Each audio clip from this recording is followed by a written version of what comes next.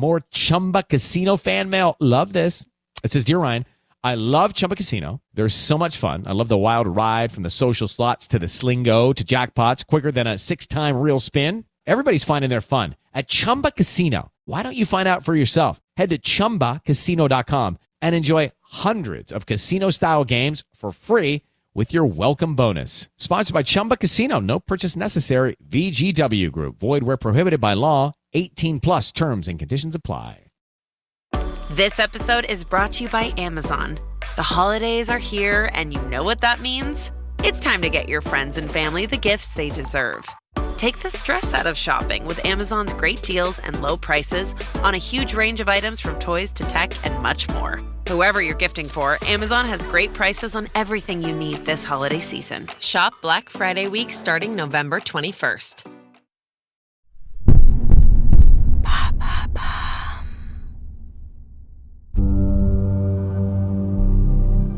La brigade s'est présentée devant sa porte. Il les a bernés. Encore. Mais il sent bien que l'étau se resserre.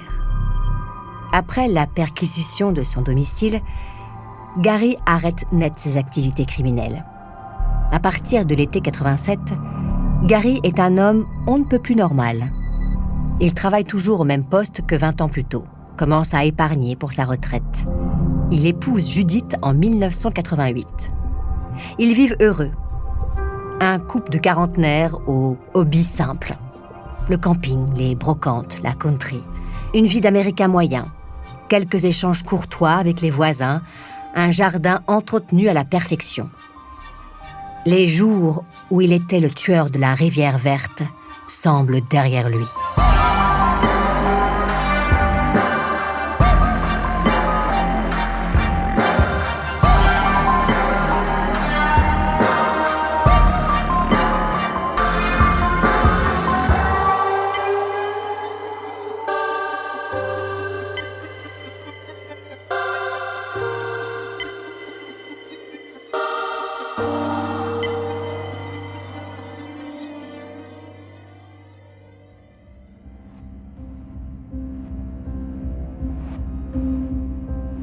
Le corps de Debra Estes, disparu le 20 septembre 82, est retrouvé 6 ans plus tard par des ouvriers près d'un parking, en mai 1988.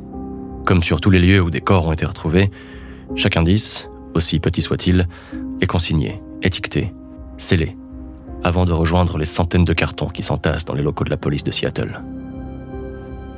Décembre 1988. Alors que les médias ne parlaient plus de l'affaire, l'émission Manhunter, spécialisée dans les faits divers du pays, consacre un numéro aux tueurs de la Rivière Verte. L'émission retrace la longue enquête, les faits, les pistes étudiées, et encourage les auditeurs à donner des informations. C'est un succès. Personne à Seattle, ni ailleurs, n'a oublié la sombre époque du tueur de prostituées. Le standard déborde. 30 000 appels, 12 000 noms de suspects, dont un qui revient plusieurs fois, un certain William Stevens.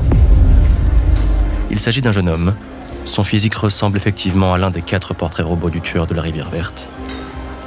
Il a été arrêté et emprisonné en 81 pour avoir volé un uniforme de police. À sa sortie de prison, il a disparu. La piste est intéressante. Les hommes de la brigade reprennent espoir. Et puis, tout s'effondre. William Stevens n'était pas à Seattle au moment des faits. Rien ne permet de l'incriminer. Nouvelle déconvenue pour la brigade. Et pendant ce temps, de nouveaux cadavres sont découverts proches de l'aéroport ou aux alentours de la rivière. Connie Nyan, Kelly Ware, Andrea Childers, 41 victimes au total. Et aucune arrestation. À la fin de l'année 89, l'équipe spéciale de la Rivière Verte est dissoute. Il n'y a plus les moyens de financer la recherche. 15 millions de dollars ont été engloutis. Les enquêteurs, qui ne sont plus que 17 contre 70 en 83, et rincés par ces 7 années de traque infructueuse, sont réaffectés dans différents services. Chacun d'eux est moralement miné, découragé d'avoir mis de côté sa vie familiale, d'avoir vécu avec l'affaire du soir au matin. La seule conclusion qu'ils en tirent, c'est qu'ils courent après un assassin invisible. Dave Reichert, présent dès le premier jour de l'enquête, est particulièrement touché. Il ne veut pas lâcher. Il l'a promis aux familles des victimes. Il retrouvera le tueur de la rivière verte.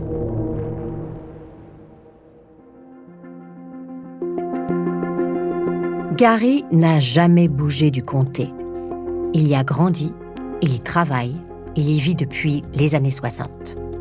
À la Kenworth Truck Company, il s'entend bien avec ses collègues. Il est fier de lui, fier de sa vie, de sa femme, de sa réussite sociale, de ses crimes, et surtout, fier d'avoir trompé son monde. Il est persuadé que la police a baissé les bras. La force de Dave Reichert, c'est qu'il n'abandonne pas. Il est obsédé par le tueur de la rivière verte. La brigade n'existe plus, mais l'enquête est toujours ouverte, et les locaux de la police débordent de pièces à conviction. 9000 au total. Ils finiront par le coincer. Au début de l'année 2001, Dave Reichert, devenu shérif du comté de King, décide dans le plus grand secret de reconstituer une brigade de la rivière verte, la 3e. 30 policiers pour faire le point. Reprendre tout à zéro. Grâce aux avancées techniques, Dave Reichert décide de comparer l'ADN retrouvé sur certaines victimes à l'échantillon de salive de Gary, son suspect numéro 1. Les résultats, reçus le 10 septembre 2001, sont sans appel. Les deux échantillons ont le même ADN, celui de Gary Ridgway. Après 19 ans d'enquête, la police de Seattle a enfin la preuve qu'elle attendait pour arrêter le tueur de la rivière verte. Le 16 novembre 2001, Gary roule sur la Pacific Highway. Il reluque toutes les demoiselles qui font le trottoir. L'envie lui a repris. Il cherche sa proie. Ses yeux se posent sur une jolie jeune femme. Il lui montre une liasse de billets. Elle s'approche, demande ce qui lui plairait. À la minute où elle s'installe dans la voiture, elle sort des menottes. Gary s'est fait avoir. Il n'est plus aussi attentif qu'avant. Il est tombé sur une femme flic déguisée en prostituée. Conduit au poste, il est verbalisé pour racolage, puis relâché. Encore une fois, il pense s'en sortir sans encombre. Mais Gary est à 1000 lieues de se douter que le piège est en train de se refermer sur lui. L'arrestation de Gary inquiète la police. Est-il en train de préparer un nouveau meurtre ? Il faut l'attraper, et vite. De nouveaux échantillons ont été comparés à son ADN, se retrouvaient sur les corps d'Opal Mills, Marcia Chapman et Cynthia Hinds. La brigade a des éléments solides contre lui. L'arrestation est prévue pour le 30 novembre. Le 30 novembre est un vendredi, un jour lambda où Gary commence son travail à 6 heures. À peine est-il arrivé à son poste que 2 officiers de la police de Seattle se présentent à lui. Matt Haney et Sue Peters. Ils doivent lui poser quelques questions. Sans montrer aucun signe d'inquiétude, Gary répond à chacune d'entre elles pendant 2 heures. Quand les enquêteurs lui demandent « Avez-vous déjà couché avec Carol Christensen ?» il pense « Carol ? Celle que j'ai laissée avec un sac sur la tête, des truites et des saucisses sur le corps, après l'avoir étranglée ?» Mais il dit, d'un ton extrêmement naturel « Non. » L'entretien terminé, les enquêteurs tournent les talons. Gary les regarde s'éloigner, un sourire au coin des lèvres. Il a commis l'erreur espérée. Il a dit qu'il n'avait pas couché avec Carol Christensen. Pourtant, son sperme a été retrouvé sur elle. Quelques heures plus tard, la brigade voulant attendre la fin du service de Gary, les enquêteurs Jim Doyon et Randy Mullinax se cachent dans une voiture banalisée. Ils vont le cueillir.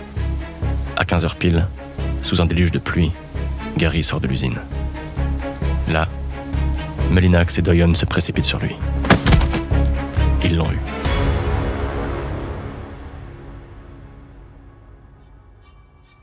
Avant de continuer cet épisode, nous voulions vous remercier pour votre écoute. Si vous voulez continuer de nous soutenir, abonnez-vous à la chaîne Bababam Plus sur Apple Podcasts. Cela vous permettra une écoute en avant-première et sans interruption. Ou bien écoutez ce message de notre partenaire, sans qui ce podcast ne pourrait exister. Ne partez pas. On se retrouve tout de suite.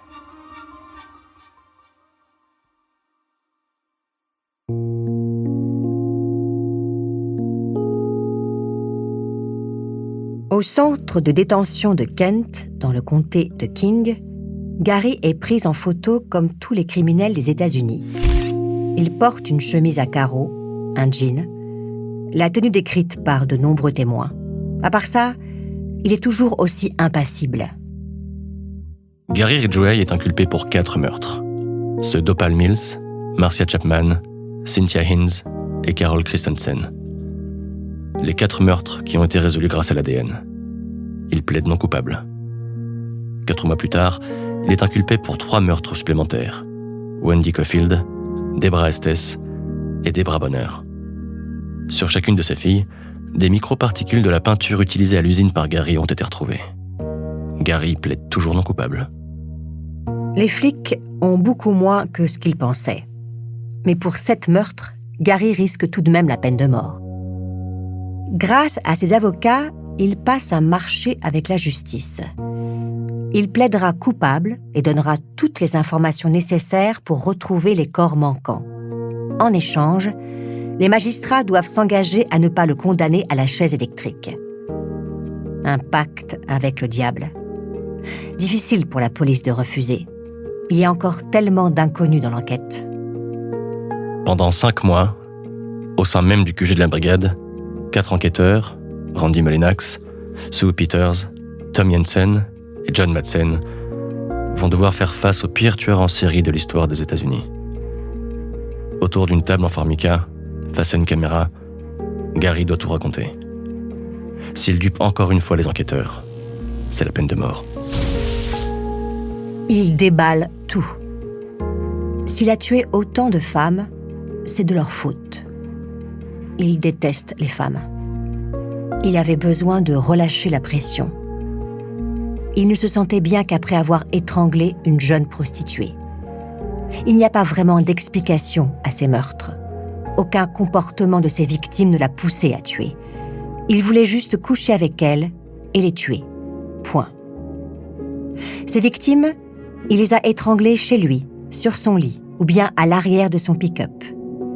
Il a toujours pris soin de les déposer dans des lieux qu'il pouvait repérer à distance, près d'un arbre, d'un ravin, au pied d'une colline. Il avait besoin de savoir où elles étaient, pour revenir les voir et parfois les violer post-mortem. Ted Bundy avait raison.